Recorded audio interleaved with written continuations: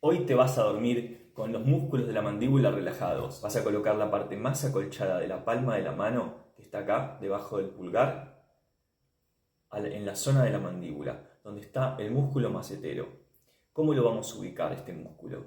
Vamos a poner los dedos, vamos a cerrar la boca apenas contactando los dientes y vamos a apretar. Muy suave. Ese movimiento de apertura es el macetero. Si necesitas hacer un poquito de presión para identificarlo.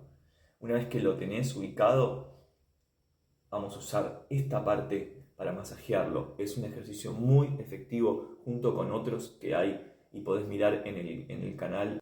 Vamos a colocar las manos en el músculo. Vamos a realizar una presión moderada y ahora vamos a relajar la boca, entreabriendo y separando los dientes.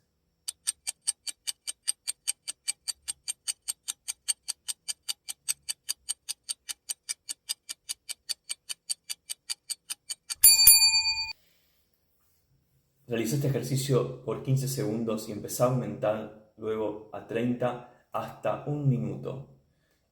Usa una presión al principio moderada, pero sentí el masaje debajo de tus manos mientras dejas la boca entreabierta, relajada.